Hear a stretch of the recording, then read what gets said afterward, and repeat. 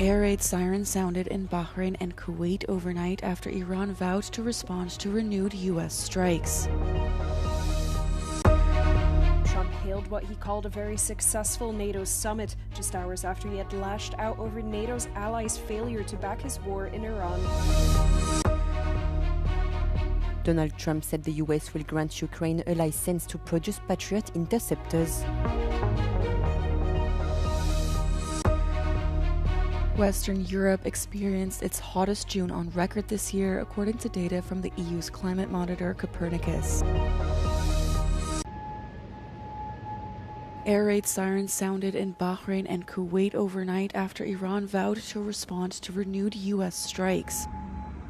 Iran's Revolutionary Guards confirmed that they had targeted U.S. military bases in the two Gulf states, warning their responses would expand to other bases across the region if U.S. attacks were repeated. Trump had earlier warned that if Iran keeps targeting ships in the Strait of Hormuz, it will get much worse, after he ordered new strikes on the country following attacks on 3 ships in the vital shipping channel a day earlier. Iran state media reported explosions in multiple locations along the southern Iranian coast after U.S. Central Command announced a new wave of strikes. Before ordering the latest strikes, Trump said the ceasefire with Iran was over, prompting mediators Pakistan and Qatar and the United Nations to call for de-escalation. It comes after Trump said earlier in the day that the latest back-and-forth fighting would not result in long-term military action, while leaving the door open to more talks. In a turn of events, U.S. President Donald Trump hailed what he called a very successful summit. He also applauded NATO member states. It comes as just earlier in the day Trump lashed out over NATO's allies' failure to back his war in Iran. Trump also threatened to cut trade with Spain and insisted he still wants NATO member Denmark's territory of Greenland. Superstars, actually. But we want to thank you very much. We've had a tremendous time and I think a great success. And we just concluded, and it's a lot of speeches. We kept it short, but it's too bad the press couldn't have seen what we were doing in that room, because it was very smart people, and they have a lot of good in their heart, not evil, good. Behind closed doors, however, Trump had reassured his counterparts he wanted the U.S. to stay in the military alliance, according to a source inside the session. NATO chief Mark Rutte insisted that despite the disagreements, the alliance was emerging stronger from the summit in Turkey, with allies unveiling tens of billions in new arms contracts.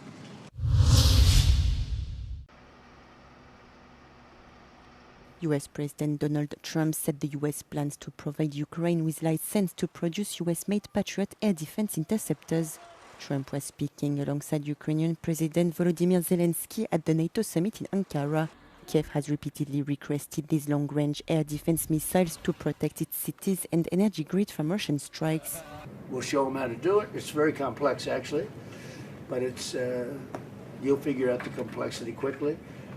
And we're talking about that, and the company that makes them, which is building now 4 plants, all of our companies, will be able to do this in 2 to 3 months. If you order a Patriot, now you have to wait a long time.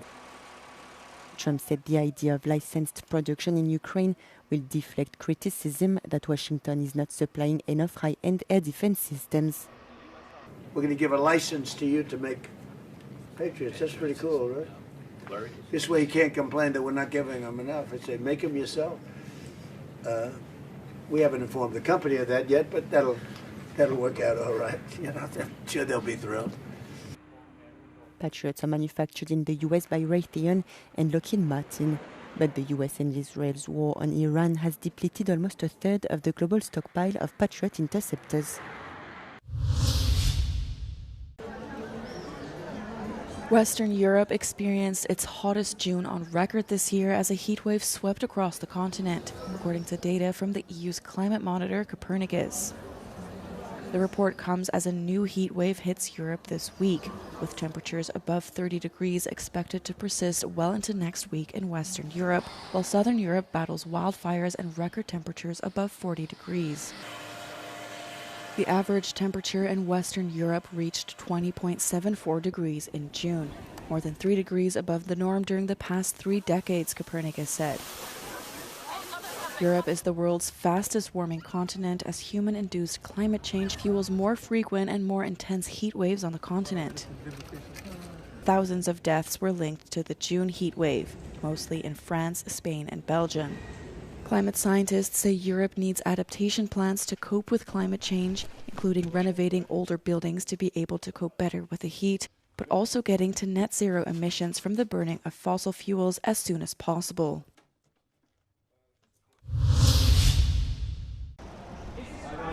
Political rivals of Nigel Farage have said they will not be running in the upcoming by-election. Triggered after the leader of the Reform UK party announced on Tuesday that he will be stepping down as a Member of Parliament.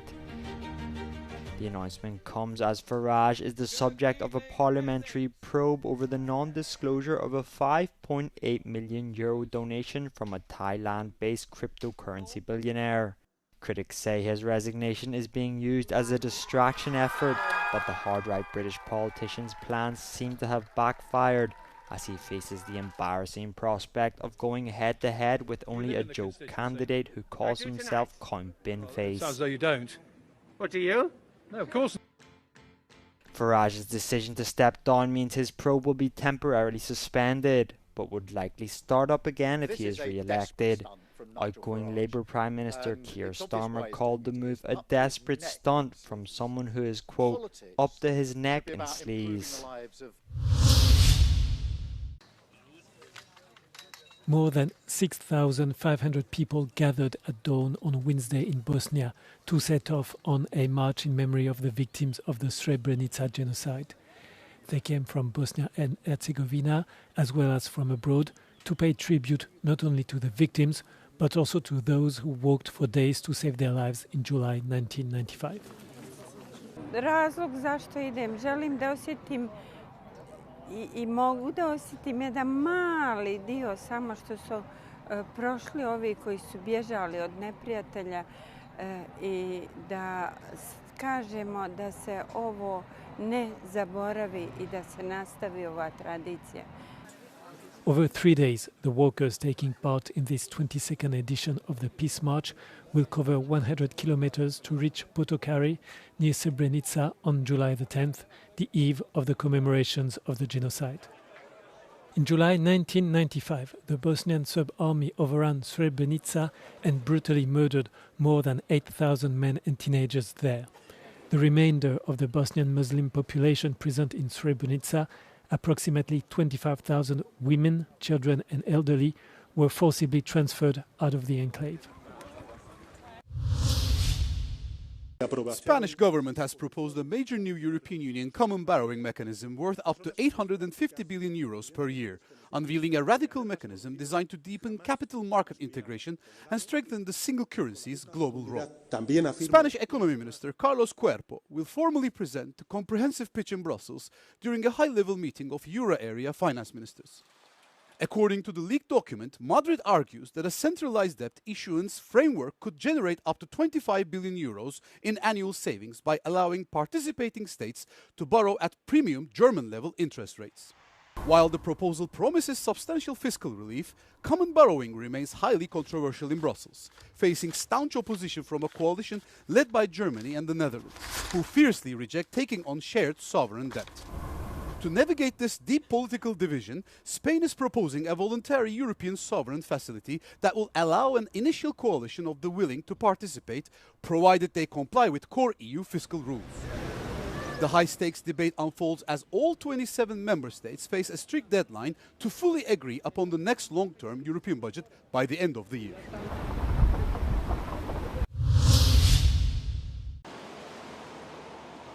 Cape Verde is an island territory of the African continent, but it is not an island only in a geographical sense. The archipelago is also virtually unique in its protection of the rights of the LGBT community on a continent where many nations have very limited levels of equality and protection for the rights of gay and transgender people. Agora estamos a viver quase paraíso aqui, mas foi fruto de muito trabalho. Muitos colegas nossos, muitos amigos nossos foram agredidos, como a peça fala, foram apedrejados, foram expulsos de casa, não dão trabalho para eles. A pouco a sociedade vai abrindo, mas ainda falta muito mais. In Africa, the archipelago is currently the most welcoming country for the LGBT community, ranking first among African nations on the Equal Dex Index. The island nation combines moderate legislation with the highest level of social acceptance on the entire continent, placing it ahead of South Africa. In March 2004, it decriminalized same-sex acts, and since 2008, employment discrimination based on sexual orientation has been prohibited. Despite the progress made, there is still much to be done. Há muitas pessoas LGBT, principalmente os travestis, que vão... A peça também reflete isso, que vão pedir trabalho nas lojas ou em algum lugar. Eles não dão trabalho para eles só porque eles são travestis. Eles dizem, ok, tu queres trabalho? Muda de roupa, veste como homem e vens para o trabalho. Cape Verde has an equality index score of 68 out of 100, ranking 31st globally, ahead of countries such as the United Kingdom and the United States. Currently, there are about 30 countries on the African continent that criminalize same-sex relationships, which in some of them are punishable by life imprisonment and even the death penalty.